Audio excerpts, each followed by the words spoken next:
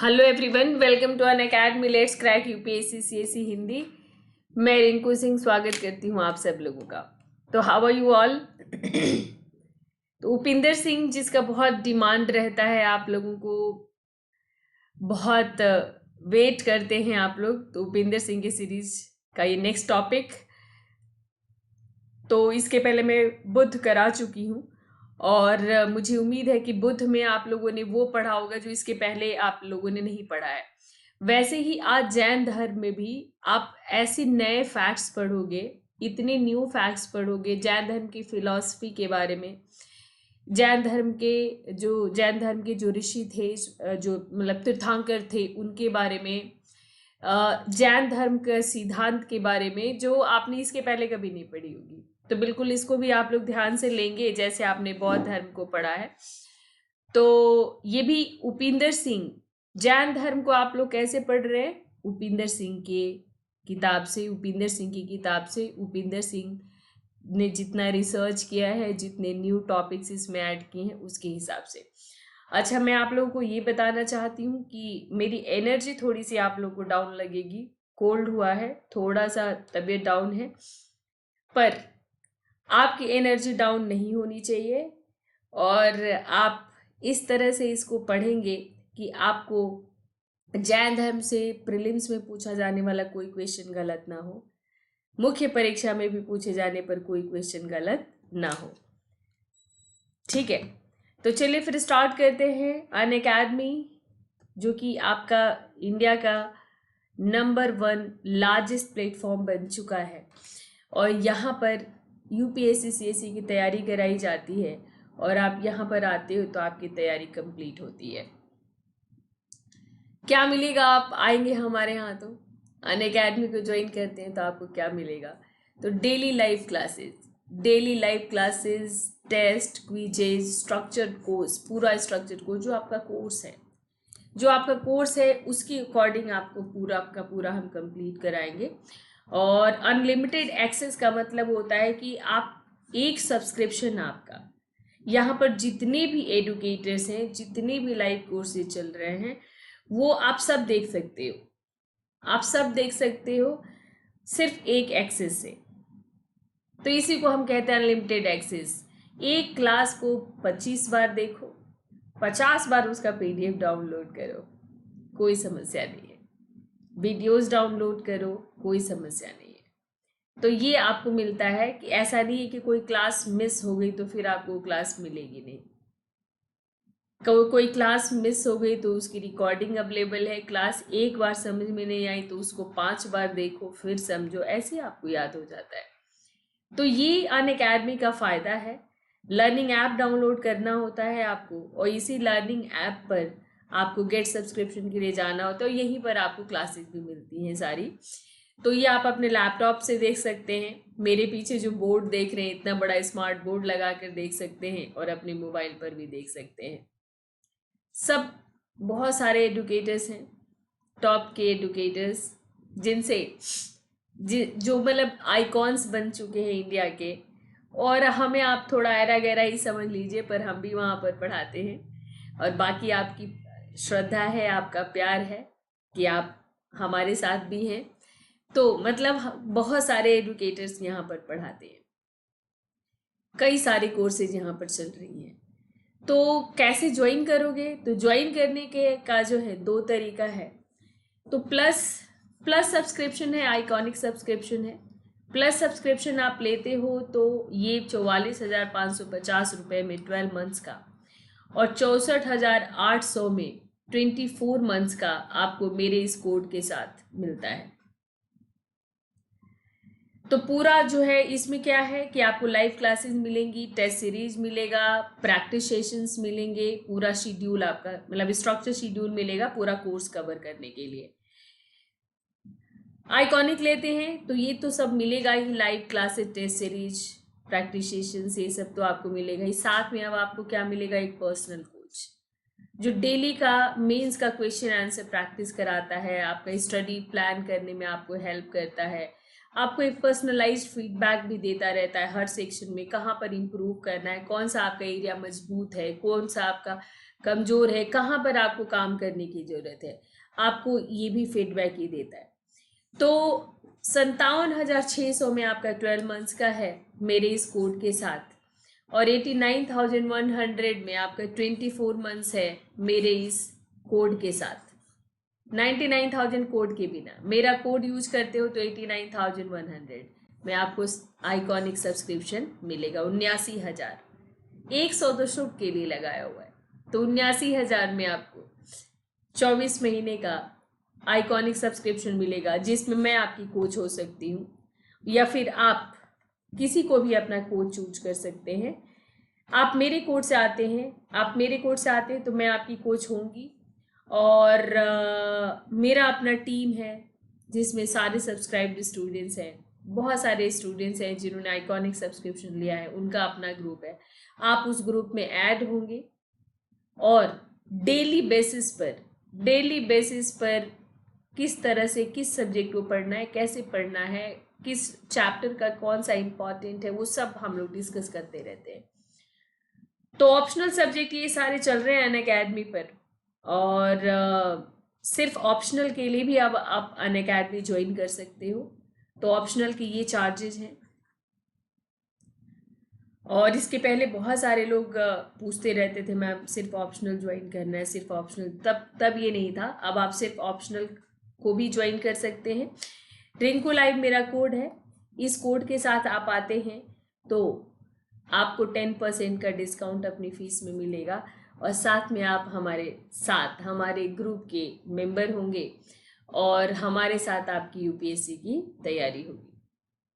तो इस कोड को याद रखिए, किसके लिए? 2021 में 2022 में फॉर श्योर सिलेक्शन के लिए। ये मेरा टेलीग्राम लिंक है, यहाँ पर आप मुझे कांटेक्ट कर सकते हैं, और यहीं पर मेरी क्लास का आपको पीडीएफ भी मिला करेगा। एक सेकेंड, तो साउंड वगैरह सब क्लियर है ना आप लोगों को? साउंड वगैरह सब कुछ सही आ रहा है? गुड, ठीक है। तो चलिए फिर हम लोग स्टार्ट करते हैं जैन रिलीजन। तो सबसे पहले बात करते हैं प्रारंभिक जैन धर्म की। जैसा कि बौद्ध धर्म में मैंने किया था कि उपिंदर सिंह अलग अलग लिखती हैं जैन धर्म के बारे में, प्रारंभिक 6ठी शताब्दी ईसा पूर्व में, फिर उसके बाद मौर्योत्तर काल में, फिर गुप्त काल में, फिर गुप्तोत्तर काल, मतलब पूर्व मध्य काल में, वो अलग अलग लिखती हैं जैन धर्म के विकास को अलग अलग। और मैं यहाँ पर आपको पूरा कॉन्सोलिडेटेड एक जगह लाकर मैं आपको ये पूरा दे रही हूँ, एक जगह। तो अब शुरू में हम लोग प्रारंभिक जैन धर्म के बारे में अगर बात करें, तो जैन धर्म का उद्भव, जैसा कि आप लोग जानते हैं कि बौद्ध धर्म के पहले ही हो चुका था, क्योंकि महावीर समकालीन थे बुद्ध के, और महावीर अंतिम तीर्थंकर है। तो जाहिर है कि जैन सिद्धांतों का उद्भव बौद्ध धर्म के कहीं पहले हो चुका था। लेकिन ये कितना प्राचीन है ये कहना कठिन है, क्योंकि सारे जैन जो तीर्थंकर हैं उनकी ऐतिहासिकता भी थोड़ी सी संदिग्ध है। तो अब और कितना प्राचीन फिक्स कोई डेट नहीं है हमारे पास। तो दोनों, लेकिन बुद्ध और महावीर ये समकालीन थे। जो महावीर जिन्होंने जैन धर्म को पॉपुलर किया, जिनके नाम पर जैन धर्म के नाम से जाना गया, तो ये दोनों समकालीन थे। इनकी शिक्षाओं में भी बहुत सारी समानताएं हैं। वेदों के ज्ञान को इन्होंने सर्वोच्च सत्ता के रूप में स्वीकार नहीं किया। आप लोग हमेशा पढ़ते हैं ना आस्तिक और नास्तिक संप्रदाय, तो आस्तिक संप्रदाय और नास्तिक संप्रदाय, ऐसे दर्शन में 2 कैटेगरी बनता है। तो आस्तिक संप्रदाय तो वो कहा गया जिन्होंने वेदों को माना, जिन्होंने वेदों के ज्ञान को प्रमाणिक माना, जिन्होंने माना कि वेदों में ईश्वरीय ज्ञान है, तो वो लोग आस्तिक संप्रदाय के कहे गए। और नास्तिक संप्रदाय वाले जिन्होंने वेदों को नहीं माना, तो बुद्ध और महावीर दोनों ने वेदों को नहीं माना, तो इनको भी हम नास्तिक संप्रदाय में रखते हैं। तो यहाँ आस्तिक नास्तिक का मतलब ये नहीं है कि आप धर्म को मानते, ईश्वर को जो नहीं मानते वो नास्तिक हो गया। यहाँ पर है कि जो यहाँ पे जो स्टैंडर्ड रखा गया है वो रखा गया है वेद। तो जो वेदों को मानता है वो आस्तिक, जो वेदों को नहीं मानता है वो नास्तिक दर्शन उनका कहा जाता है। तो इन दोनों ने स्वीकार नहीं किया। दोनों ही निरीश्वरवादी सिद्धांत थे, दोनों ने ईश्वर को नहीं माना। ईश्वर को नहीं माना दोनों ने। जैन धर्म में बाद में जाकर देवताओं के अस्तित्व को स्वीकारा गया, लेकिन ये भी जिन से नीचे थे, जिन से नीचे, जिन सबसे ऊपर थे। तो जिन जिसका अर्थ होता है विजेता, और महावीर को ही जिन कहा गया था जब 12 साल की तपस्या के बाद उन्होंने अपने इंद्रियों को जीत लिया, तो उनको जिन कहा गया। तो हम लोग दोनों में समानता की बात कर रहे थे। दोनों ने वेदों को नहीं माना, दोनों निरीश्वरवादी थे, दोनों ने वैराग्य यानी गृह त्याग, वैराग्य और मानवीय प्रयासों को मुक्ति के लिए महत्वपूर्ण माना। वैराग्य से ही मुक्ति मिलेगी, गृहस्थ जीवन में रहकर मुक्ति नहीं मिलेगी, वैरागी बनना पड़ेगा। तो इन्होंने वैराग्य, गृह त्याग को जरूरी माना, प्रयास को, मानवीय प्रयासों को ही महत्वपूर्ण माना कि आप खुद प्रयास करिए और अपनी मुक्ति का मार्ग स्वयं प्रशस्त करिए। पुरुष और स्त्री दोनों के लिए इन लोगों ने संघ की व्यवस्था की। और तो ये सब सिमिलैरिटीज थी इनके दर्शन में काफी कुछ समानताएं थी, लेकिन कई भिन्नताएं भी थी। तो कई भिन्नताओं में अगर मैं डिफरेंसेस की बात करूं, तो अगर जैन और बौद्ध दोनों धर्म में, जैसे बौद्ध धर्म ने आत्मा के बारे में भी कुछ नहीं बोला, पर जैन धर्म ने आत्मा के बारे में बोला, आत्मा को माना। फिर आपका जैन धर्म ने तपश्चर्या पर बल दिया, काया कलेश पर बल दिया। बौद्ध धर्म ने मध्यम मार्ग की बात की, काया कलेश की बात नहीं की, मध्यम मार्ग की बात की। तो ये कुछ भिन्नताएं हैं। तो जिन शब्द से ही जैन धर्म निकला है। तो जिन का अर्थ तो आपके एनसीईआरटी में भी दिया हुआ है, कई बार आप सुन चुके होंगे। तो जिन शब्द से ही जैन धर्म निकला है, और जैन का अर्थ है किसी जिन का अनुगामी होना। जैन का अर्थ क्या है? किसी जिन का अनुगामी होना, यानी किसी जिन महावीर कहे गए और बाद में महावीर की जोनी आई है, जिनको कैवल्य की प्राप्ति हो गई। तो जैन का अर्थ होता है किसी जिन का फॉलोअर होना। तो जो जिन के फॉलोअर हुए वो क्या कहलाए? जैन। तो इस तरह से इस धर्म का नाम जैन पड़ा। और जिन का तो आपको पता ही है, विजेता। एक ऐसा व्यक्ति जिसे अनंत ज्ञान की प्राप्ति हो चुकी है और जो दूसरों को मोक्ष प्राप्ति का मार्ग अब बतलाता है। उसे खुद तो बहुत अनंत ज्ञान की प्राप्ति हो ही गई है और वो दूसरों को मोक्ष की प्राप्ति का मार्ग बतलाता है, उसको कहा गया जिन। और मोक्ष का मार्ग बतलाता है। तो मोक्ष का यहाँ पर अर्थ क्या है? जीवन चक्र से मुक्ति, जो बौद्ध धर्म में भी था। Freedom from life and death, freedom from cycle of life and death. और इनके लिए ही तीर्थंकर शब्द का भी प्रयोग हुआ है, यानी महावीर से पहले इनके लिए तीर्थंकर शब्द का प्रयोग होता था। तो तीर्थंकर का शाब्दिक अर्थ क्या होता है? आपसे कभी ये पहले कभी नहीं पढ़ा होगा आप लोगों ने। तो तीर्थंकर का शाब्दिक अर्थ होता है घाट बनाने वाला, अर्थात जो संसार के महासमुद्र से पार उतरने के लिए घाटों का निर्माण करता है। भाई समुद्र को पार करना है तो आप घाट पर जाओगे ना, बीच समंदर में तो नहीं कूदोगे। कहीं ना कहीं घाट एक ऐसा किनारा होता है जहां पर पानी छिछला होता है और जहां से आप जहाज आप पकड़ पाते हो, बैठ पाते हो उस पार उतरने के लिए। तो जो तीर्थंकर का जो मीनिंग होता है वो घाट बनाता है आपके लिए, वो रास्ता बताता है कि यहीं से तुमको नाव पकड़ना है। कौन सा नाव पकड़ना है वो भी बताता है, और उसमें बैठकर आपको इस महासमुद्र को पार करना है, इस संसार के महासमुद्र को पार करना है। तो तीर्थंकर शब्द का अर्थ है घाट बनाने वाला। तो जैन अवधारणा के अनुसार उत्सर्पिणी और असर्पिणी, ये उत्सर्पिणी और असर्पिणी के अनंत चक्रों की श्रृंखला में बांटा गया है। किसको? काल को। तो काल को अनंत चक्रों में बांटा गया है, कई चक्रों में बांटा गया है, जिनको उत्सर्पिणी और असर्पिणी नाम दिया गया है। तो उत्सर्पिणी और असर्पिणी ऐसे 6 चक्रों में बांटा गया है काल को, समय को। तो उत्सर्पिणी क्या है? उत्सर्पिणी का मतलब आरोही, आरोही क्रम, एसेंडिंग।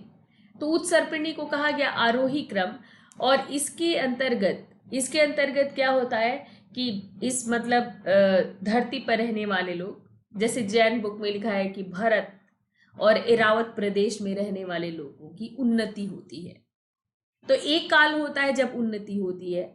उन्नति किसकी किसकी होती है? तो उन्नति आपकी होती है उम्र की, शक्ति की, बुद्धि की, विद्या की। क्या होती है? उन्नति। तो जैसे हिंदुइज्म में सतयुग कहा जाता है, बिल्कुल वैसे आप समझ लीजिए कि सब कुछ अच्छा होता है, सब कुछ अच्छा होता है, सिर्फ उन्नति होती है, आपके पद प्रतिष्ठा की वृद्धि होती है, खुशी मतलब आपके खुशी का समय, पॉजिटिव समय। और असर्पिणी क्या होता है? तो असर्पिणी ये अवरोही, यानी उल्टा चलने लग जाता है। ये अवरोही क्रम होता है, ये उल्टा चलने लग जाता है, उल्टा। ये एक चलता है ऐसे, मतलब ये आरोही क्रम ये ऊपर की तरफ चलता है और अवरोही क्रम ये नीचे की तरफ चलने लग जाता है। तो ऐसे 6 चक्रों को बांटा गया है। तो माना गया कि उत्सर्पिणी और असर्पिणी के ही बीच जो है 24 तीर्थंकरों का प्रादुर्भाव होता है। प्रत्येक उत्सर्पिणी और असर्पिणी में 24 तीर्थंकरों का प्रादुर्भाव हुआ है। तो वर्तमान समय किस कलयुग यानी असर्पिणी का, वर्तमान समय असर्पिणी का है। लौटने वाले आनंद का चक्र, यानी आनंद का चक्र अब लौट रहा है, खत्म हो रहा है, रिवर्स चल रहा है। तो इसमें ये असर्पिणी के समय में पहले तीर्थंकर ऋषभदेव हुए। आप जानते हैं पहले तीर्थंकर ऋषभदेव। तो कुल 24 जो तीर्थंकर हुए, सबकी ऐतिहासिकता थोड़ी संदिग्ध है, सबका निश्चित करना मुश्किल है। इसीलिए हम पहले को कहते हैं ऋषभदेव। 22वें हुए नेमिनाथ, इनका जन्म गुजरात में हुआ था। और 23वें तीर्थंकर हुए आपके पार्श्वनाथ। 23वें तीर्थंकर पार्श्वनाथ हुए। और पार्श्वनाथ बनारस के निवासी, बनारस के राजा अश्वसेन के पुत्र थे। और 24वें अपने हो गए महावीर, जिनका बचपन का नाम था वर्धमान। तो इतना तो आप जानते थे पहले से ही। तो ऐसी मान्यता है कि सभी तीर्थंकरों ने एक ही सिद्धांत का प्रतिपादन किया, एक ही सिद्धांत का, और वो शुरू से ही चल रहा था, वही चल रहा था। सिर्फ महावीर ने क्या किया, उसमें ब्रह्मचर्य महाव्रत को जोड़ा। और महावीर का जो समय था, उनका जो व्यक्तित्व था, उसने जैन धर्म को और ख्याति दिलाई। तो जिन वैसे महामानव को कहते हैं जिनके पास असाधारण ज्ञान और अंतर्दृष्टि होती है, जिससे वो दुनिया को रास्ता दिखाता है। ठीक है। अब हम लोग बात करते हैं जैन धर्म के कुछ टर्म्स के बारे में, जहां से आप लोगों का क्वेश्चन पूछा जा सकता है।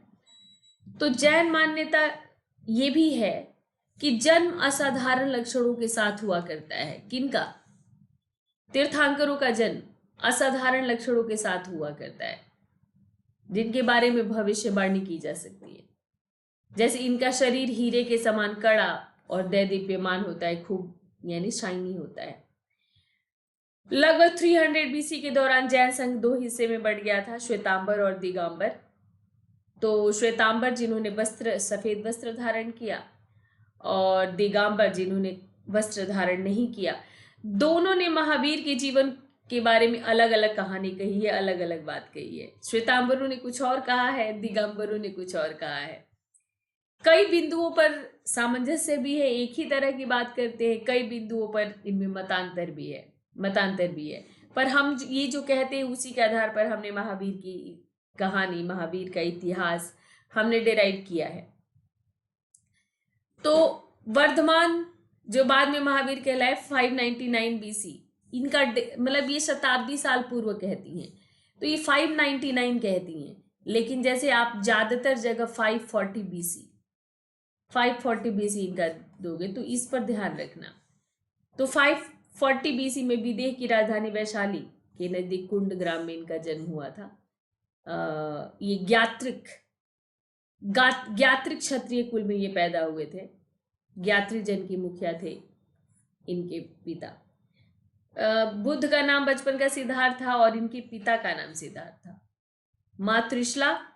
मातृश्ला जो लिच्छवी कुल की राजकुमारी थी, विदेह के शासक चेटक की बहन थी त्रिशला। तो ये भी इंपॉर्टेंट है क्योंकि ये लोग बहुत शक्तिशाली हुआ करते थे। तो उसके बाद अपना इसमें आप श्वेतांबर परंपरा कहता है कि वर्धमान को ऋषभ दत्त के नाम के एक ब्राह्मण की पत्नी देवनंदा ने अपने गर्भ में धारण किया था। श्वेतांबर त्रिशला को नहीं कहता है, श्वेतांबर कहता है कि ऋषभ दत्त नाम के एक ब्राह्मण की पत्नी देवनंदा ने अपने गर्भ में धारण किया था। श्वेतांबर पंथ वाले लोग कहते हैं। और आचारांग सूत्र में ये कहता है कि ये लोग पार्श्वनाथ के अनुयायी थे। तो श्वेतांबरों का मानना है कि वर्धमान ने यशोदा से विवाह किया था और प्रियदर्शना नाम की उनकी बेटी थी, जबकि दिगंबर कहते हैं कि उन्होंने कभी विवाह ही नहीं किया था। लेकिन सबसे ज्यादा जो सबसे ज्यादा मान्य है वो यही है कि उन्होंने विवाह किया था यशोदा नाम की एक स्त्री से, और प्रियदर्शना नाम की एक इनकी पुत्री हुई थी। 30 वर्ष की उम्र में इन्होंने घर छोड़ दिया था और इन्होंने ऐसा काम लेकिन अपने माता पिता की मृत्यु के बाद किया। अपने भाई से आज्ञा लेकर इन्होंने गृह त्याग किया था। कहते हैं कि जब इनके माता पिता थे तो इन्होंने निश्चय किया हुआ था कि मैं अपने माता पिता को दुख नहीं दूंगा, और जब तक वो जिंदा रहेंगे मैं गृह त्याग नहीं करूंगा। तो माता पिता की मृत्यु के बाद ही इन्होंने गृह त्याग किया। 1 सेकेंड, थोड़ी सी तबीयत डाउन है, आपसे कोऑपरेशन अपेक्षित है।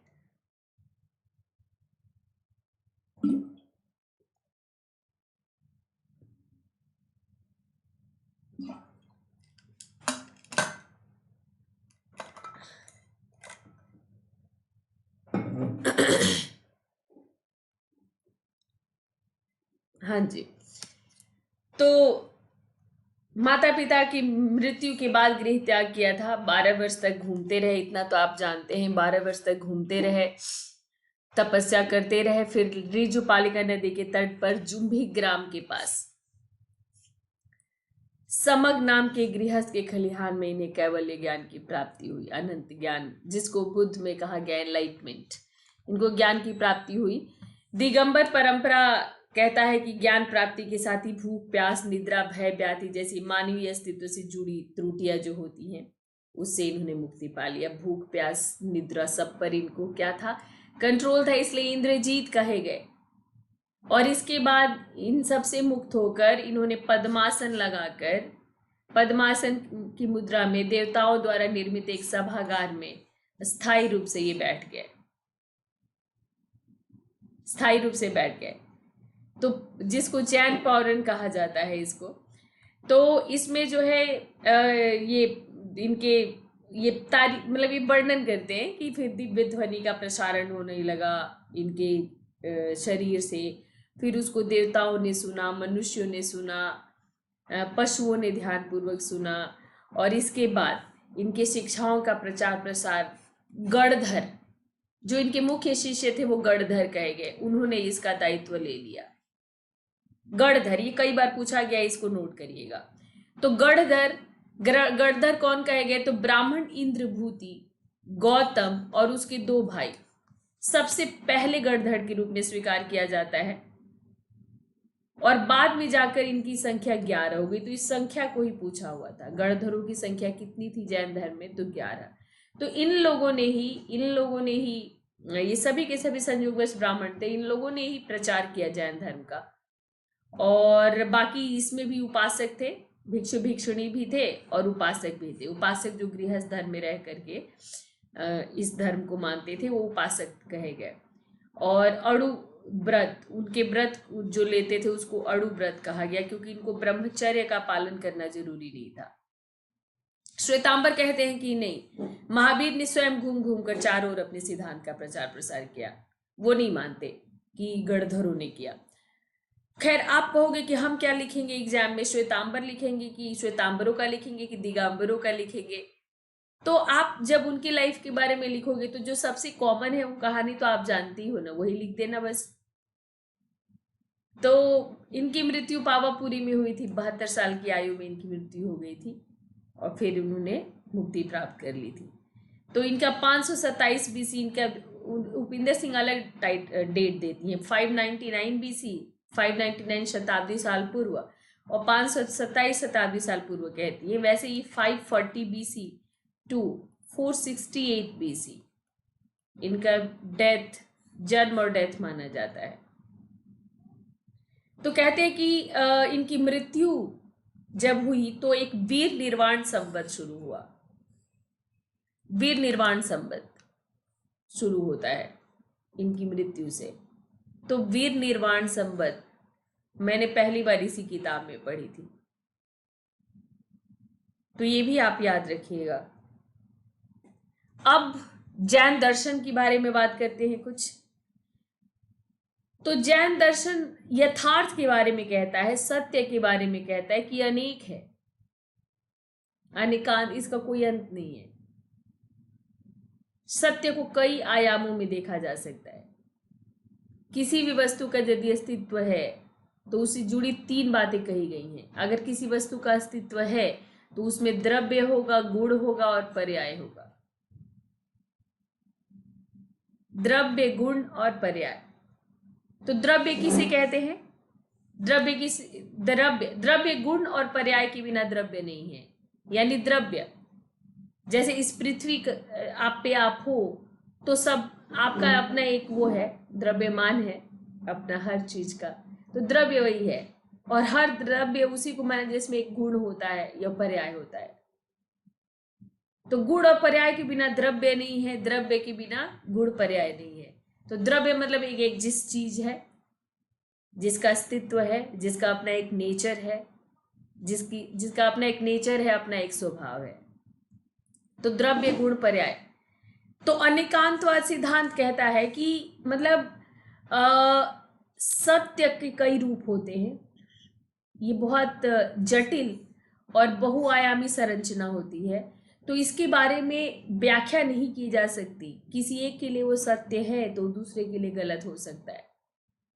तो इसमें जो है अनेकांतवाद और स्यादवाद के सिद्धांतों में सापेक्षता पर बल दिया गया हो। इसमें आप लोग को जैसे नितिन सिंघानिया मैंने पढ़ाया था, तो मैंने पढ़ाया था उसमें था कि ये है, हो सकता है, कह नहीं सकता, हो भी सकता है, नहीं भी हो सकता है, होना चाहिए। तो ये इस तरह के जो जवाब होते हैं उसी को अनेकांतवाद कहते हैं। क्या ये मार्कर है? तो आप कहोगे हो सकता है। फिर आपके बगल वाला कहेगा कि हो भी सकता है, नहीं भी हो सकता है। हो भी सकता है, नहीं भी हो सकता है। कोई ये कहता है कुछ कह नहीं सकते।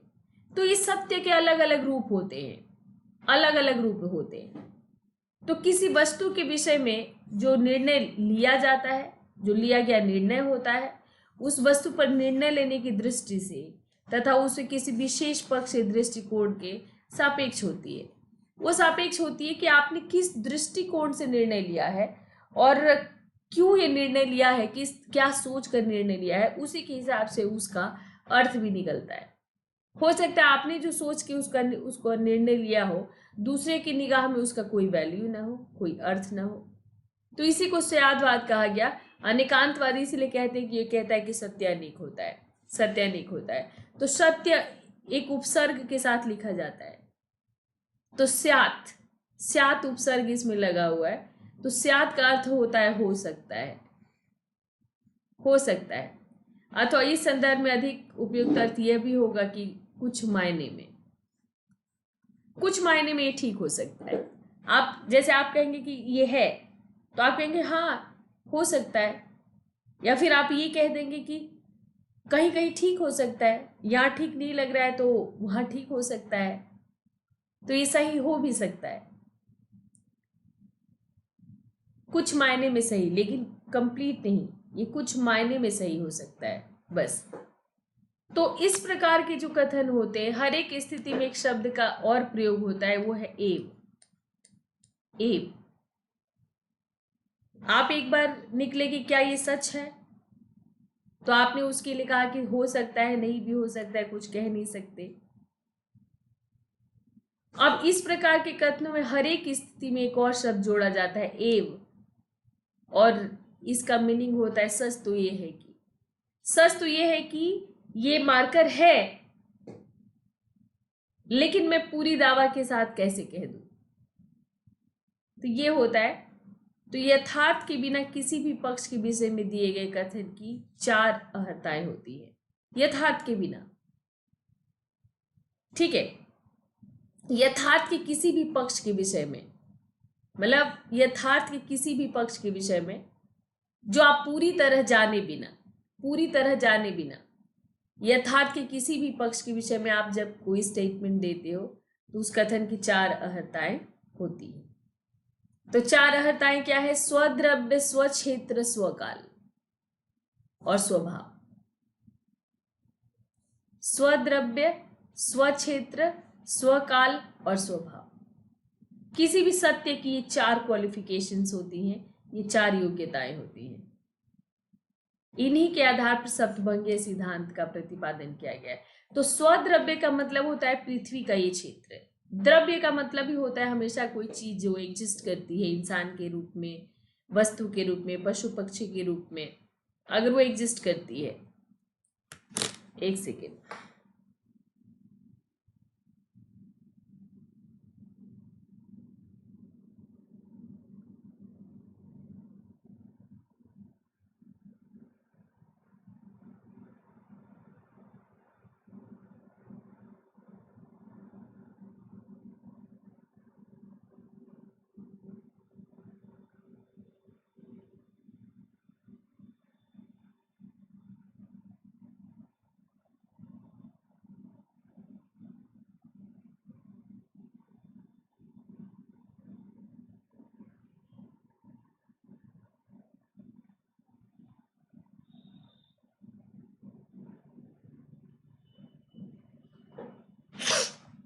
ठीक है, तो इसी को सप्तभंगीय सिद्धांत कहा गया, इसी को सप्तभंगीय सिद्धांत कहा गया। तो सप्तभंगीय सिद्धांत याद रखिएगा, इसे स्याद्वाद के नाम से जानते हैं, स्यात्वाद के नाम से जानते हैं। और ये कहता है कि सत्य के अनेक रूप होते हैं और किसी भी सत्य की 4 योग्यताएं होती हैं, स्वद्रव्य, स्वक्षेत्र, स्वकाल, स्वभाव। तो स्व का मतलब, यहां पर स्व का मतलब क्या है? विशिष्ट। विशिष्ट तो मतलब इस पृथ्वी पर एक कोई विशिष्ट चीज होती है, उसका अपना एक विशिष्ट क्षेत्र होता है, उसका अपना एक विशिष्ट समय होता है और उसका अपना एक विशिष्ट स्वभाव होता है। तो याद रखिएगा, सत्य में सत्य अगर है, पृथ्वी पर यथार्थ कोई है, तो उसकी ये 4 योग्यताएं, स्वद्रव्य, स्वक्षेत्र, स्वकाल, स्वभाव। इसको जैन चतुष्टीय सिद्धांत कहते हैं, इसको चतुष्टीय। तो ये आपने नहीं पढ़ा होगा इसके पहले। तो यथार्थ का अगर अस्तित्व है, ये कहते हैं यथार्थ का अस्तित्व है, तो उसकी 3 योग्यताएं होती हैं, 4 योग्यताएं होती हैं, स्वद्रव्य, स्वक्षेत्र, स्वकाल, स्वभाव। और ये 3 प्रकार की हो सकती हैं। यथार्थ 3 प्रकार का हो सकता है, संवेदी, भौतिक और ना तो संवेदी ना ही भौतिक। संवेदी, भौतिक, ना तो संवेदी ना ही भौतिक। तो 3 प्रकार का यथार्थ हो सकता है, संवेदी हो सकता है, भौतिक हो सकता है, ना तो वो संवेदी होगा ना भौतिक होगा। तो संवेदी श्रेणी किसे कहा गया? संवेदी यथार्थ किसे कहा गया? जिसका प्रतिनिधित्व जीव करता है। जीव तो समझ गए, लाइव थिंग, संचेतन, आत्मा, ये सब क्या है? जीव। तो जो संवेदी श्रेणी होता है उसका प्रतिनिधित्व जीव कहता है, इसमें जीव आते हैं। तो वो जो है कोई चेतन चीज आ गई उसमें, आत्मा जैसी चीज। भौतिक श्रेणी के अंतर्गत पुद्गल यानी अणु, यहां पर हर चीज अणु से बना हुआ है, सब में अणु है। पत्थर, जैन धर्म ने कहा कि पत्थर में भी जीव है क्योंकि वो उसमें भी अणु है। तो अणु से जो है मतलब पुद्गल जो है ये आपका भौतिक श्रेणी के अंतर्गत आता है। तो पुद्गल के अंतर्गत रूप, रंग, स्वाद, सुगंध जिनका स्पर्श या अनुभव किया जा सके।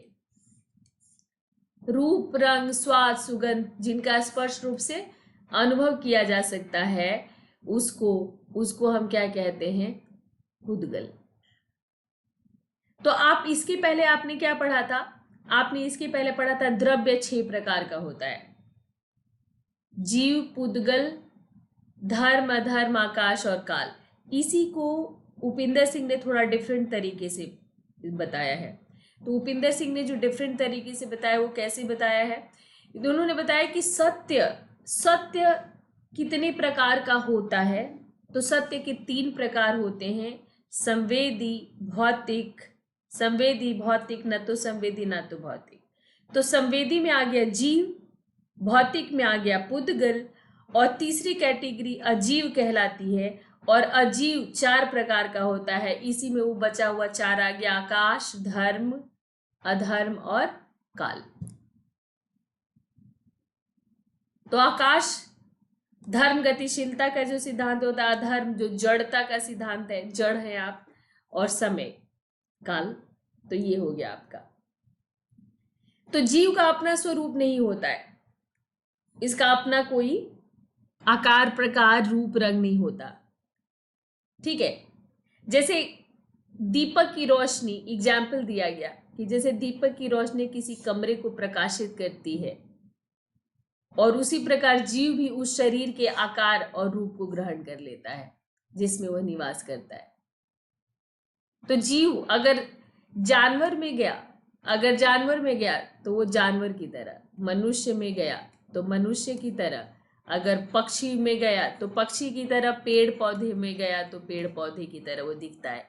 यानी जीव का कोई स्वरूप नहीं, वो जिस भी शरीर में जाता है उसके आकार और प्रकार, उसके रूप को ग्रहण कर लेता है, इन्होंने कहा।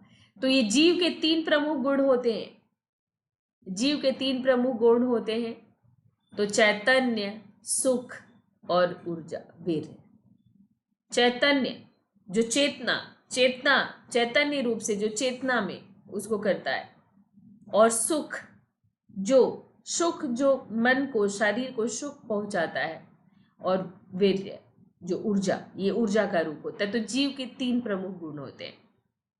तो जैन सिद्धांत कहता है कि कर्म के आधार पर जीवों का देहांतरण होता है। कर्म के आधार पर आप अगले जन्म में क्या बनेंगे, ये आपके कर्म के हिसाब से तय होगा, आपके कर्म के अनुसार तय होगा कि आप अगले जन्म में क्या बनेंगे। तो उपिंदर सिंह कहती है कि जैन दर्शन में पुनर्जन्म और कर्म के विषय में जो विचार दिए गए हैं वो अद्वितीय है। इतना बढ़िया कहीं पर भी आपको नहीं मिलेगा। तो कर्म को भौतिक पदार्थों के रूप में समझा जा सकता है जो स्वतंत्र रूप से आकाश में तैरते रहते हैं।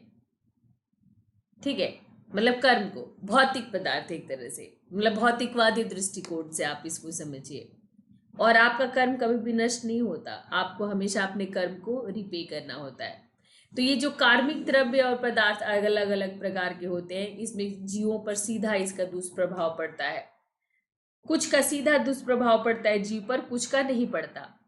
तो इनमें से सबसे अधिक चिंता का कारण मोहनिया कर्मों को माना जाता है। मोहनिया कर्म जो आपको भ्रम उत्पन्न करता है, आपको मोहता है अपनी तरफ। जैसे ये मोहता है धन, सुख, जो आपको आकर्षित करता है, ये मोहनिया कर्म है। ये भ्रम उत्पन्न करता है आपके भीतर कि यही सुख है। तो ये की स्थिति कब शुरू होती है? जब कर्म जीव की तरफ आकर्षित होने लग जाता है। तो जब जीव की तरफ कर्म आकर्षित होने लग जाता है और जीव इस तरह के सांसारिक सुखों के प्रति आकर्षित होने लग जाता है, तो उसको हम कहते हैं आश्रव। तो इसको नोट कर लीजिएगा बिल्कुल, आश्रव। ये आपका जैन धर्म का एक टर्म है, जहां पर क्वेश्चन बनता है, ये जैन धर्म का एक टर्म है। तो इसको आश्रव कहते हैं। ठीक है, आश्रव। तो आश्रव क्या हो गया? जब जीव की तरफ कर्म आकर्षित होने लग जाते, यानी जब जीव सांसारिक चीजों के प्रति आकर्षित होने लग जाए, इसका मतलब कि कर्म का प्रवाह अब जीव की तरफ चल रहा है, तो उसको आश्रव कहा गया। तो कर्म से जुड़ा हुआ जीव बंध की अवस्था में होता है, जीव बंध की अवस्था में होता है, और उसमें कुछ विशेष गुण हो जाते हैं जिसको भव्यत्व कहने लग जाते हैं। तो कर्म से जुड़ा हुआ जीव बंध किया, मतलब वो बंध चुका है। कर्म से आप जुड़ गए तो आप मतलब बंध गए। कर्म को कहते हैं ना कि बंधन है। कुछ जीवों में विशेष गुण होते हैं जिसको हम भव्यत्व कहते हैं, भव्यत्व। तो एक आश्रव याद रखिएगा, दूसरा याद रखिएगा संवर। ये जाने दे सकते हैं। तो आश्रव का विपरीत संवर होता है। तो जैसे ही कर्म आपको बांधने लग गया, तो आप सही ज्ञान और प्रयासों के द्वारा, सम्यक ज्ञान, सम्यक कर्म, सम्यक आचरण, ये जो त्रिरत्न है जैन धर्म का, तो सही ज्ञान और सही प्रयासों के द्वारा आप कर्मों के प्रवाह को अपनी तरफ रोक सकते हैं। उसी को कहा जाता है संवर। तो आश्रव और संवर आपको याद रहेगा। आश्रव तो आश्रव, और इसका उल्टा है संवर। तो आश्रव जब कर्म बांधने लगता है आपको, तो लैंग्वेज है कि कर्म का प्रवाह जीव की तरफ, कर्म का प्रवाह जीव की तरफ मतलब कर्म का बंधन, संसार का बंधन। इसको ब्रैकेट में आप संसार का बंधन, तो संसार का बंधन क्या है? मोह माया। तो वो आश्रव हो गया। और जब आप सही ज्ञान से सही कर्म से जब इस बंधन से आप छूट जाते हो, तो उसको कहते हैं संवर, उसको संवर कहते हैं। तो जैसी कर्म का प्रवाह आप रोक देते हो, माया मोह को तोड़ देते हो, सांसारिक बंधन को तोड़ देते हो, तो उस स्थिति को कहते हैं संवर। तो आश्रव और संवर। और तीसरी अवस्था है निर्जरा की। यहां पर ये भी नोट रखिएगा कि तीसरी अवस्था है निर्जरा। जैसे ही आपने माया मोह को तोड़ा, वैसे ही आप क्या हो गए? मुक्त। आप मुक्त हो गए। तो इस मुक्त अवस्था को निर्जरा कहते हैं। इस मुक्त अवस्था को क्या कहते हैं? निर्जरा। तो आश्रव, संवर, निर्जरा, ये 3 स्टेज हो गया आपका। और इसके बाद की स्थितियों से गुजरने के बाद जीव क्या हो गया? मुक्त हो गया। फिर वो मुक्त हो गया। तो इस तरह से आप आश्रव की स्थिति में अनभिज्ञ हो और निर्जरा की स्थिति में आप सर्वज्ञ हो, है ना? मतलब अनभिज्ञ हो, इसलिए आश्रव अवस्था में हो, आपको पता ही नहीं कि सुख क्या है, सही कर्म क्या है। तो आश्रव से जब आप निर्जरा की स्थिति यानी अनभिज्ञता से जब सर्वज्ञता की ओर बढ़ते हो, तो 14 सोपानों को पार करना पड़ता है। शुद्धिकरण के 14 सोपानों को पार करना पड़ता है, और इनको कहते हैं गुण स्थान। तो ये भी नोट रखिएगा, आश्रव, संवर, निर्जरा के साथ गुण स्थान। तो गुण स्थान कितने हैं? 14। और ये क्या है? ये शुद्धिकरण। जब हम अज्ञान से ज्ञान की तरफ बढ़ते हैं, तो हमको 14 सोपानों को पार करना पड़ता है, जिसे हम शुद्धिकरण माने यानी गुण स्थान की संज्ञा दी गई है। तो इसमें 14 सोपानों में जो 13वां सोपान है, वो कैवल्य ज्ञान का है। कैवल्य ज्ञान को कुछ लोग कैवल्य कहते हैं, कुछ लोग केवल कहते हैं। तो इनमें से, इन सोपानों में से जो 13वां सोपान होता है केवल ज्ञान होता है, और व्यक्ति अरहत कहलाता है। तो मैंने बौद्ध धर्म में भी आपको अरहत पढ़ाया था, यानी पूरा ज्ञान की प्राप्ति करके जब आप मुक्त हो जाते हो, तो अरहत।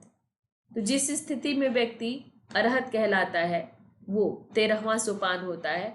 और इसके बाद जो 14वां अरहत की जो स्थिति होती है, यानी आपको ज्ञान की प्राप्ति हो गई, अब आप शिक्षा देते हो, आप शिक्षा देते हो, अब शिक्षा देने की क्षमता को आपने अब हासिल कर लिया है, तो वह आप अब क्या बन गए, आप तीर्थंकर,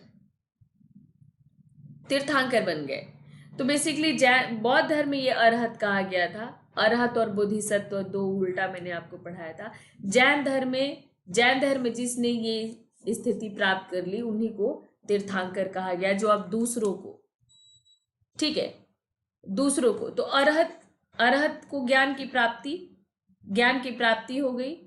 और ज्ञान की प्राप्ति के बाद अब जब आप दूसरों को मुक्ति का मार्ग दिखाते हो, तो अब ऐसे लोगों को क्या कहा गया, तीर्थंकर कहा गया, ठीक है। तो एक अरहत के द्वारा 14 सोपान पार किया जाता है। 13वां सोपान कैवल्य ज्ञान का है, और जो 14वां सोपान है वो है अपनी मृत्यु के ठीक पहले के क्षणों में वो प्राप्त कर लेता है, और वो है मुक्ति। किससे? जीवन और मृत्यु के चक्र से जब वो मुक्त हो जाता है, जब उसकी आत्मा मुक्त होकर अब मतलब अब वो कभी देह धारण नहीं करेगी, तो उसको सिद्ध लोक कहा गया।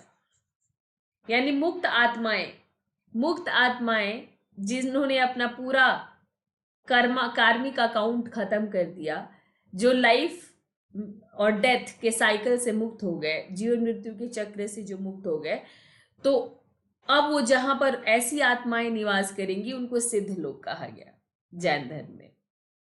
अब बात करते हैं जैन डिसिप्लिन की, जैन अनुशासन की।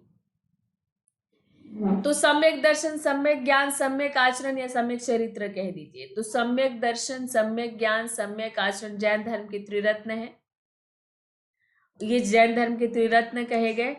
और अभी मैंने इसके पहले आप लोगों को क्या यही बोला था ना,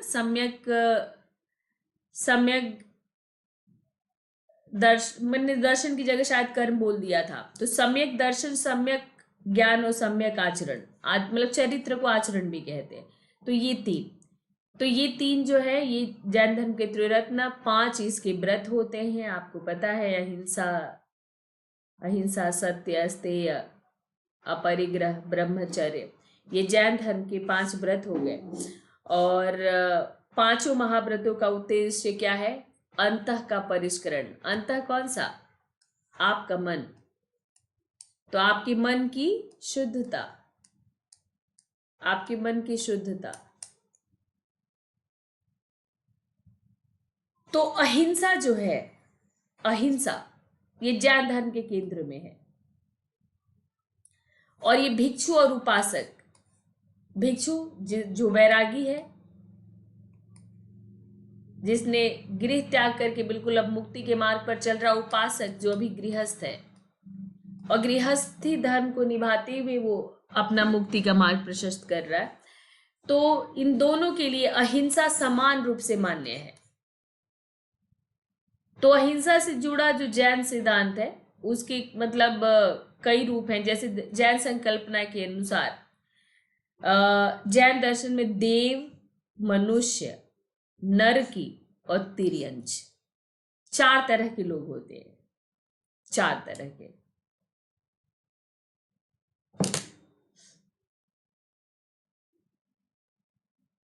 कितने तरह के हो गए?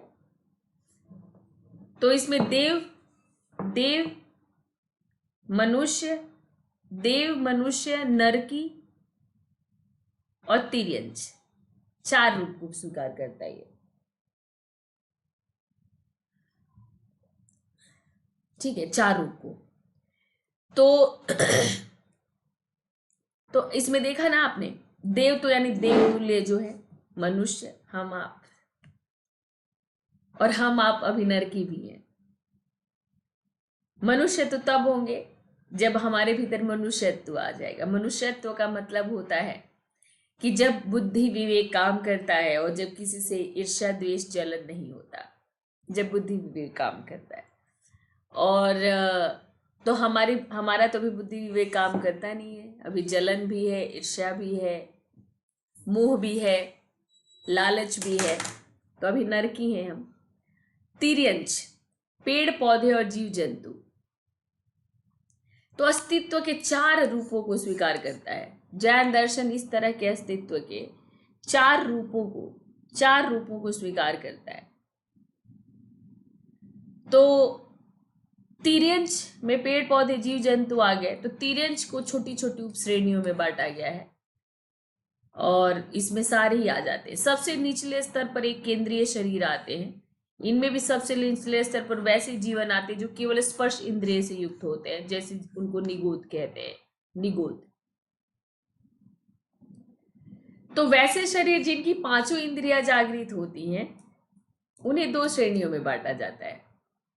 5 जैसे हमारे अंदर है, तो अपनी सहज वृत्ति या स्वाभाविक ज्ञान पर ही आश्रित होते हैं और जिनके पास तर्क और विवेक की क्षमता होती है।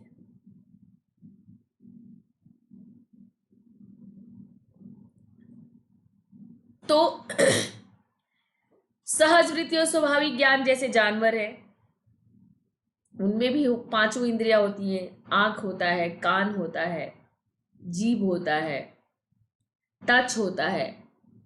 कोई गर्म चीज छुआओगे तो भागेंगे ऐसे। तो 5 इंद्रियां ही होती है ना, ठीक है। तो नाक, आंख, कान, जीभ, स्वाद, टेस्ट और स्पर्श, तो ये अपने सहज वृत्ति और सहज स्वाभाविक ज्ञान पर ही आश्रित होते हैं। पर इसमें 5 इंद्रियों वाले 2 कैटेगरी, एक वो होते हैं जिनके पास तर्क और विवेक की क्षमता होती है, यानी मनुष्य। तो 5 इंद्रियों के आधार पर शरीरों को 2 कैटेगरी में बांटा गया है। तो आप समझ गए, एक जानवर है, एक मनुष्य है। किसी जीव की प्रति हिंसा को फिर 2 दृष्टिकोणों से देखा जाता है। 2 दृष्टिकोणों से पतोन्मुखी होता है।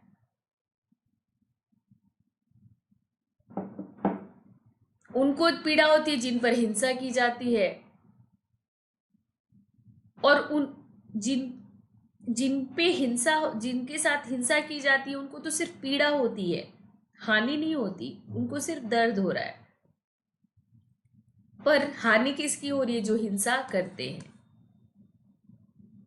तो आप अगर मुझे मार रहे हो, या किसी को मार रहे हो आप, तो उसको सिर्फ पीड़ा हो रही है और उसका कोई नुकसान नहीं हो रहा। उस समय उसको पीड़ा हो रही है, फिर रिकवर कर जाएगा वो। पर आपको नुकसान हो रहा है, वो नोट हो रहा है कहीं पर, वो कहीं नोट हो रहा है। इसलिए सोचो, करने से पहले सोचो, किसी के जीव के साथ हिंसा करने से पहले सोचो। आहार संबंधी नियमों की अगर बात करते हैं तो शाकाहारिता पर बल दिया गया, आप जानते हैं। तो ये मानते हैं कि मीठे और खमीर में निगोद श्रेणी के जीव उपस्थित होते हैं। तो निगोद श्रेणी के जीव यानी बैक्टीरिया वायरसेस होते हैं, इसलिए मधु और मदिरा दोनों का सेवन वर्जित है। तो ये मीठे में और खमीर, जैसे खमीर उठता ही है भाई बैक्टीरिया, इसलिए खमीर उठ रहा है, तो ये नहीं, मना है। मधु और मदिरा सेवन मना है, ठीक है। श्वेतांबर वाले कुछ अपवाद की स्थिति इन्होंने रखी है कि जैसे मान लो कोई व्याधि है,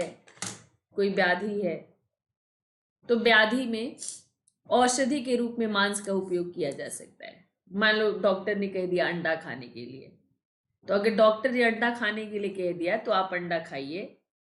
ये श्वेतांबरों ने इसको कर रखा है।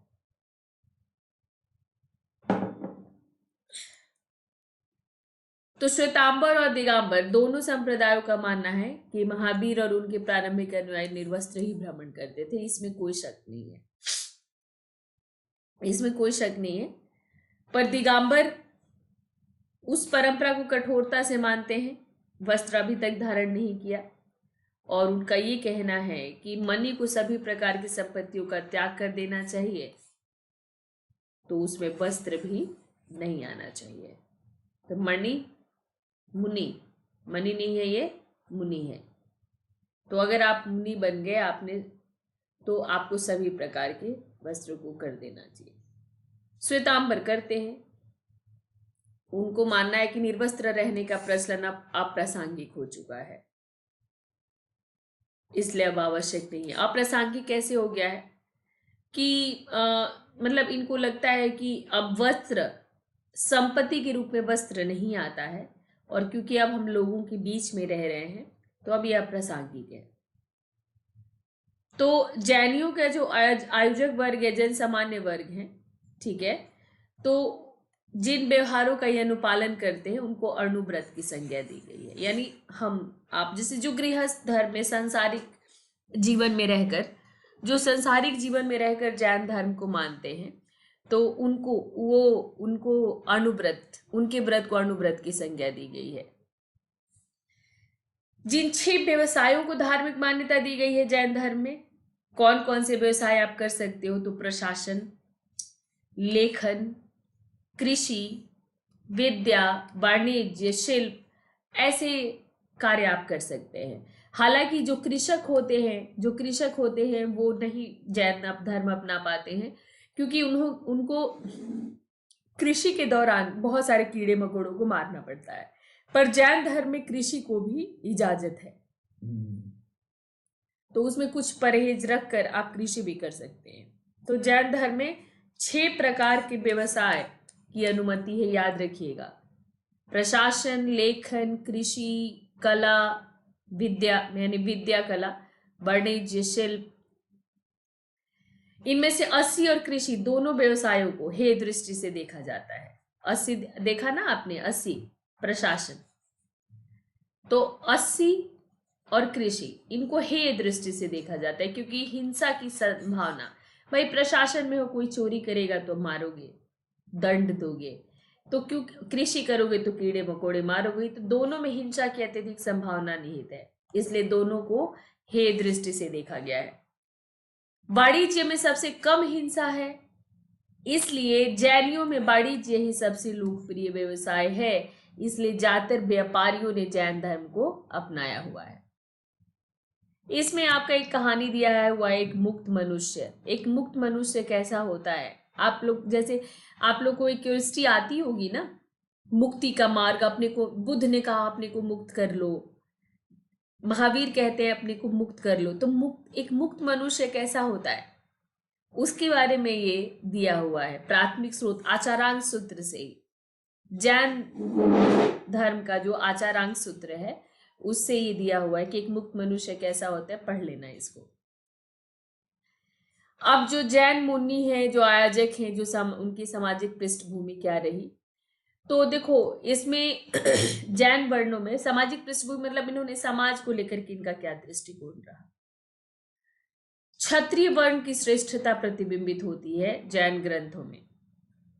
वर्ण व्यवस्था में क्षत्रियों को मैंने बौद्ध धर्म में भी आपको पढ़ाया है कि बौद्ध धर्म ने ही क्षत्रियों को ही श्रेष्ठ माना, बौद्ध धर्म ने भी क्षत्रियों को ही श्रेष्ठ माना, तो इसीलिए इन दोनों का प्रसार भी हुआ था उस समय।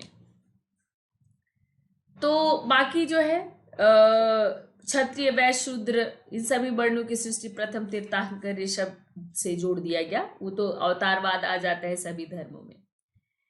तो इन्होंने कहा कि इन सभी वर्णों का जन्म ऋषभ देव से हुआ, क्योंकि उन्होंने जीनत्व की प्राप्ति के पहले एक राजन की शक्तियों का निष्पादन किया था।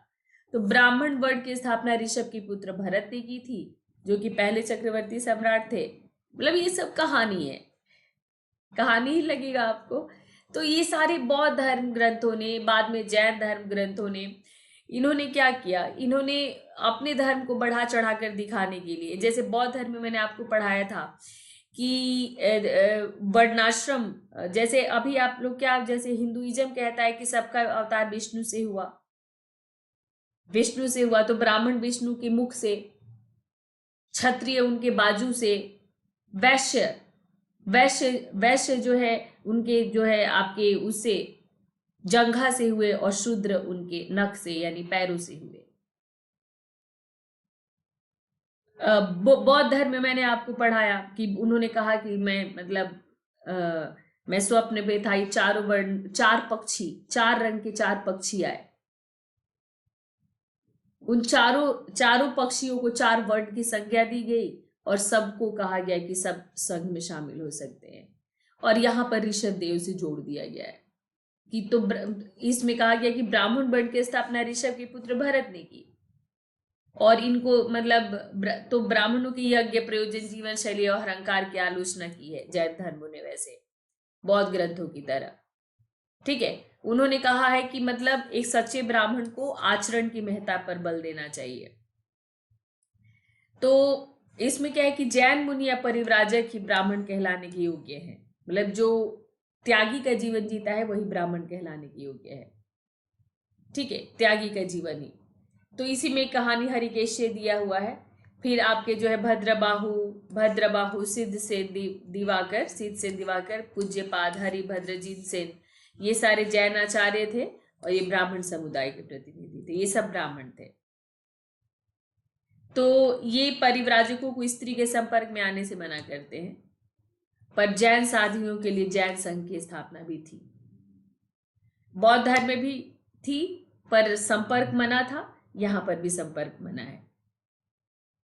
वात्स्यायन की जो किताब है कामसूत्र, उसके हिसाब से जब महावीर की मृत्यु हुई तो उस समय 14,000 परिव्राजक थे, 36,000 जैन साध्वियां थी और 1,59,000 जैन आयाजक पुरुष थे। जैन आयाजक पुरुष जो गृहस्थ जीवन वाले, और 3,18,000 जैन आयाजक स्त्रियां मौजूद थी। यानी ये आयाजक का मतलब याद रखिएगा, आयोजक जिनको मैंने आयोजक कर दिया था भाई, आयोजक मतलब जो जैन प्रश्न देते हैं तो जाहिर जो संसार में रहेंगे वही स्पॉन्सर करेंगे जिनके पास पैसा है। तो पैसा किसके पास है? जो सांसारिक जीवन में है। तो आयोजक को मैंने हमेशा ऐसे ही याद रखा है। तो एक आयोजक कहे गए ऐसे लोग जो सांसारिक जीवन में रहकर इस धर्म को निभा रहे थे। तो इस तरह से मतलब आप देख पा रहे हैं कि जैन साध्वी भी स्त्रियां हुई हैं, आयाजक भी थी, और परिव्राजक गृह त्यागी और आयाजक, परिव्राजक आयाजक, परिव्राजक गृह त्यागी, आयाजक जो गृह नहीं छोड़ते, घर में रहकर इस धर्म को मानते हैं। तो उनके जीवन काल में जहां 1400 स्त्रियों ने निर्वाण प्राप्त किया, वहीं केवल 700 पुरुषों ने, यानी जैन धर्म में स्त्रियों ने ज्यादा निर्वाण प्राप्त किया, स्त्रियों ने ज्यादा निर्वाण प्राप्त किया जैन धर्म में, है ना? इसका मतलब यही हुआ ना।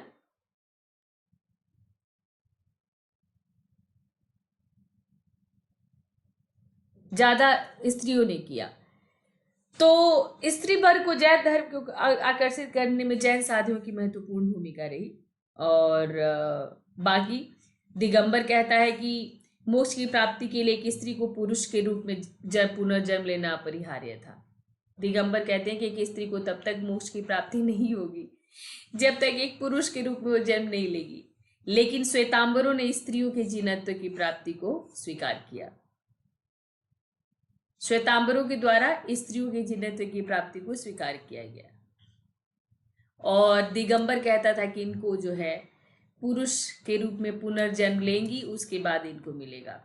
तो 19वीं तीर्थंकर मल्ली एक नारी थी। 24 तीर्थंकरों में 19वीं तीर्थंकर मल्ली, जिसको मल्लीनाथ आपने पढ़ा होगा, मल्लीनाथ, वो एक स्त्री थी। तो इसको भी पढ़ लीजिएगा। मल्ली का अर्थ होता है चमेली का फूल। तो 19वीं तीर्थंकर मल्लीनाथ एक स्त्री थी और उसको वो तीर्थंकर बनी। अभी जो विभाजन हुआ दिगंबर और श्वेतांबर, तो इस विभाजन का वही स्टोरी है आपका कि चंद्रगुप्त मौर्य जब दक्षिण की ओर गए तो भद्रबाहु ने नेतृत्व किया उस समय जो है उस टोली का, और वहां पर उन्होंने 12 वर्ष बिताए। तो जब भद्रबाहु की मृत्यु हो गई, चंद्रगुप्त की मृत्यु हो गई, भद्रबाहु की मृत्यु, ये कहती हैं कि भद्रबाहु की भी मृत्यु हो गई, उपिंदर सिंह। तो उनके अनुयायियों ने जब मगध की ओर वापस प्रस्थान किया, तो जब वहां पर पहुंचे तो उन्होंने देखा कि वहां पर जो स्थूलभद्र के नेतृत्व में जो जैन अनुयायी रह गए थे, उन्होंने सफेद वस्त्र पहनना शुरू कर दिया। तो फिर उन लोगों ने क्या किया कि अलग हो गए। तो जो दक्षिण से लौटे हुए जो मुनि थे उनके समूह को दिगंबर कहा गया, जो आज भी वस्त्र नहीं पहनते, और जिन्होंने परिधान धारण स्वीकार कर लिया था वो श्वेतांबर हो गए। इस तरह से ये बढ़ गए थे। आचार संहिता भी इन्होंने अलग अलग कर ली थी। स्थूलभद्र ने जो आचार संहिता बना लिया था पाटलिपुत्र में रहते हुए, उसको दिगंबरों ने पूरी तरह स्वीकृत कर दिया, पूरी तरह अस्वीकृत कर दिया। उनको जैनाभास यानी छद्म, नकली जैनी कह दिया, नकली जैनी। और श्वेतांबरों ने एक स्वयंभू भिक्षु थे शिवभूति, शिवभूति के द्वारा जैन संप्रदाय की उत्पत्ति के सिद्धांत को दिया गया है। और कहा गया कि नग्नता का व्यवहार महावीर के बाद से ही लुप्त हो चुका था, जिसको शिवभूति ने पुनर्जागृत कर दिगंबर संप्रदाय का सूत्रपात किया। ये कहानी है, ये कहानी है। पर आप ये याद रखिएगा कि शिवभूति भी जुड़े हुए हैं जैन धर्म से, बस इतना याद रखिएगा कि शिवभूति भी जैन धर्म से जुड़े हुए हैं। तो चौथी पांचवी शताब्दियों में श्वेतांबरों के द्वारा मथुरा और वल्लभी में जैन सभाएं बुलाई गई। तो मथुरा और वल्लभी की जैन संगीति बहुत फेमस है, तो याद रखिएगा ये श्वेतांबरों से जुड़ी हुई है और जैन धर्म को लिपिबद्ध किया गया, जैन धर्म को। ठीक है, तो इसकी जो है मथुरा संगीति की अध्यक्षता खांडिल्य ने की थी, ये आपको कहीं नहीं मिलेगा।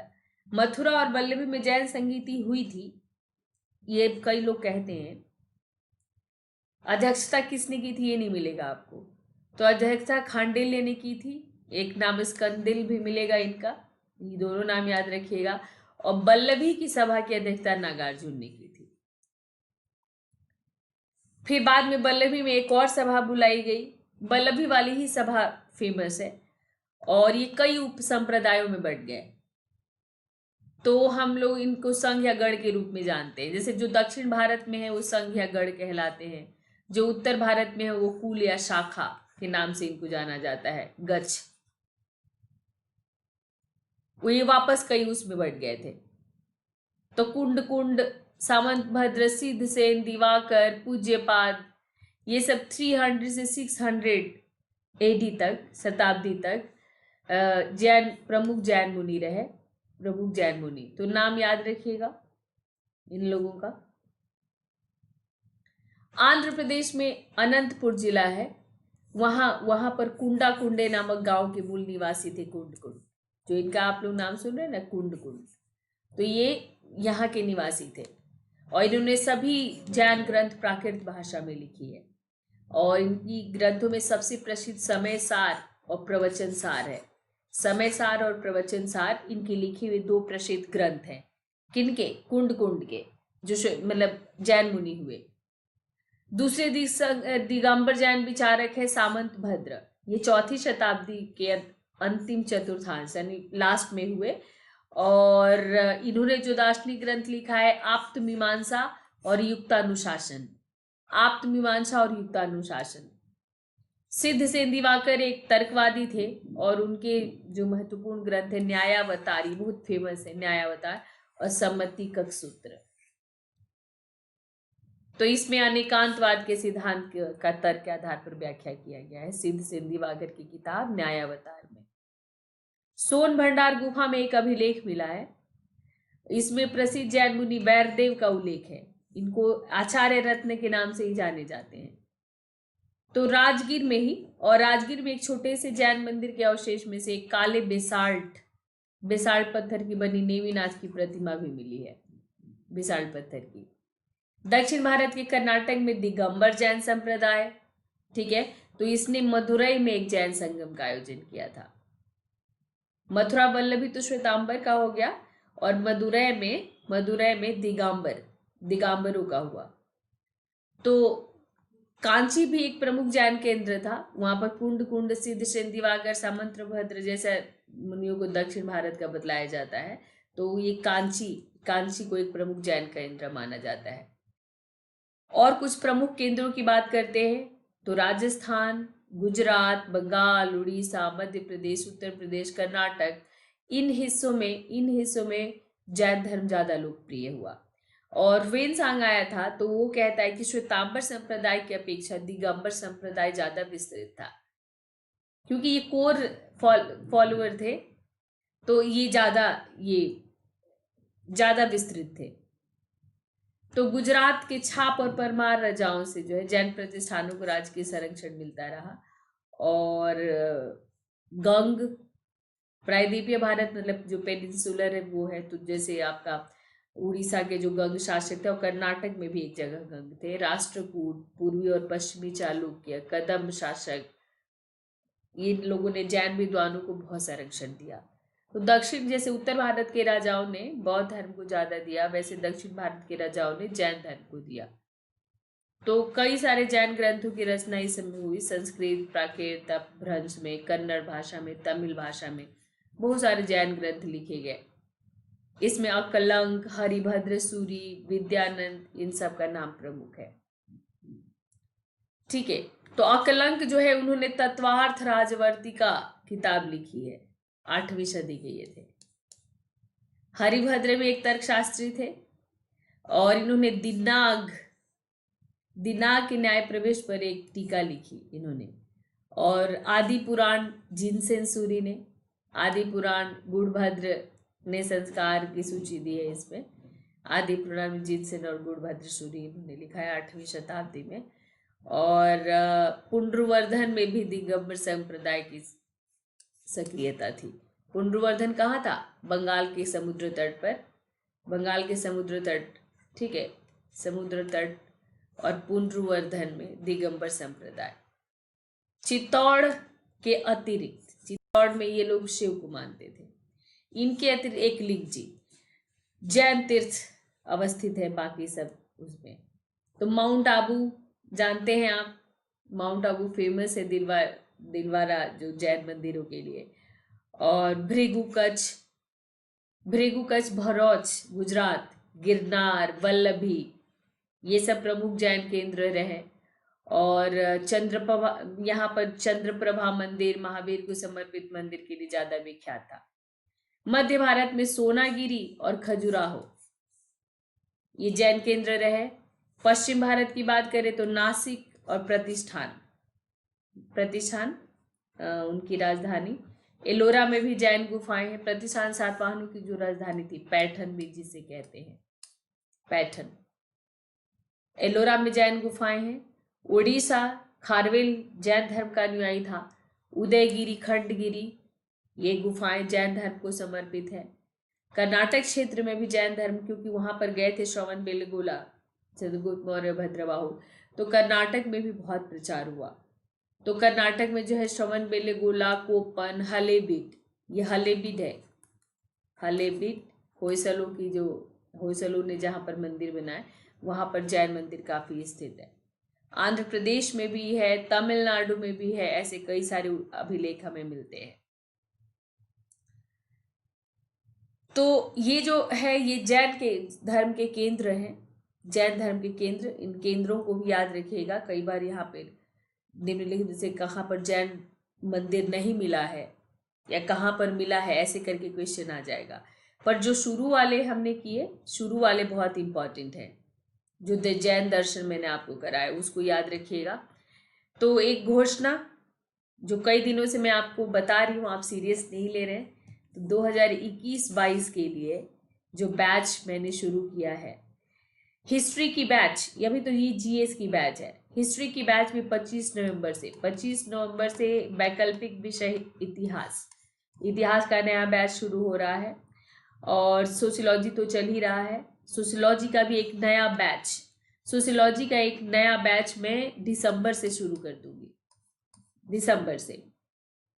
तो सभी पेपर के लिए अभी जीएस चल रहा है, जिसमें एनसीईआरटी से शुरू करके मुख्य परीक्षा को ध्यान में रखते हुए जो मानक किताबें हैं उन्हीं का आधार बनाकर पहले चैप्टर पढ़ा रही हूँ और नोट्स साथ साथ बनवा रही हूँ। पुश कर करके स्टूडेंट्स को नोट्स बनवा रही हूँ मैं, कि नहीं नोट्स बनाओ, उनको पुश करते हुए। नहीं बनाना चाहते नोट्स स्टूडेंट्स, पीडीएफ दे दो मैम, जैसे आप पीडीएफ मांगते हो, पर मैं कहती हूँ कि नहीं, अपने हैंडराइटिंग में आपको लिखना है, आपको अपने हैंडराइटिंग में लिखना है, मैं उनको कहती हूँ। तो नोट्स बनवा रही हूँ, साथ साथ चेक करती हूँ, तरीका भी बताती हूँ नोट्स कैसे बनाना है। आंसर राइटिंग प्रैक्टिस भी साथ साथ चल रही है। चैप्टर वाइज जिस चैप्टर को पढ़ रहे उस चैप्टर पर क्वेश्चन में लिखवा रहे हैं। ये ज़्यादा दिन नहीं हुआ इस बैच को, ये 13 अक्टूबर से मैंने शुरू किया था, तो लगभग 1 महीना हो गया है। पूरा 1 महीना भी नहीं हुआ है, हाँ पर 1 महीना हो गया है, 1 महीना तो हो ही गया है। 1 महीने में आप अभी से भी हमारे साथ आ सकते हो, रिकॉर्डिंग साथ में देखते हुए, फिर जब जागो तभी सवेरा।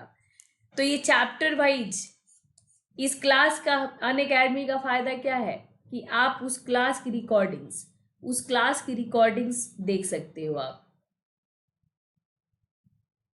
तो उस क्लास की रिकॉर्डिंग को देखते हुए जब आप इसके साथ साथ हमारे साथ साथ आप चल सकते हो, तो आप हिस्ट्री सोशियोलॉजी ऑप्शनल है, जीएस बैच चल रहा है, और ये सबसे बहुत बढ़िया चल रही है ये क्लास, बहुत बेनिफिट हो रहा है स्टूडेंट्स को। तो इस तरह से आप पढ़िए। रिंकू लाइव मेरा कोड है।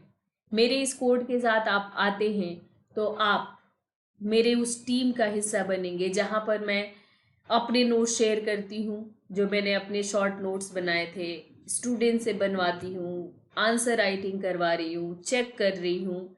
आप उस टीम के साथ जुड़ेंगे तो रिंकू लाइव कोड यूज करेंगे तो आपको 10% डिस्काउंट तो मिलेगा ही, साथ में आप मेरे उस ग्रुप का हिस्सा बनेंगे जहाँ पर ये सब चल रहा है, नोट्स मेकिंग, आंसर राइटिंग, और कि स्ट्रैटेजी भी साथ साथ की कैसे तैयारी आगे की करनी है आपको। तो मेरा जो टेलीग्राम है वो है @@ रिंकू सिंह हिस्ट्री, बिना स्पेस का आप डालेंगे, बिना स्पेस का @रिंकू सिंह हिस्ट्री, तो आप ज्वाइन कर लेंगे। ये मेरा कोड है रिंकू लाइव कोड यूज कीजिए आत्मविश्वास के साथ अपनी तैयारी को आगे बढ़ाने के लिए। और इस सेशन को देखने के बाद आप भी नोट्स जरूर बनाएंगे। जहां जहां पर मैंने बोला कि इसे नोट कर लेना, आप उसको नोट जरूर करना, ठीक है। तो चलिए, सेशन अच्छा लगा हो तो लाइक करना, सब्सक्राइब करना नहीं भूलें आप। मेरे सेशन को शेयर कीजिए आप, जहां पर भी आपको लगे कि आपकी किसी फ्रेंड को, रिलेटिव को बेनिफिट हो सकता है मेरे इस सेशन से। और आपके लिए तो इस है ही, क्योंकि जैन धर्म पर इतने विस्तार से, जैन फिलॉसफी पर आपने पहले नहीं पढ़ा होगा, ठीक है। तो चलिए फिर मिलते हैं नेक्स्ट सेशन में। तब तक के लिए आप सब लोगों को all the best. Bye bye.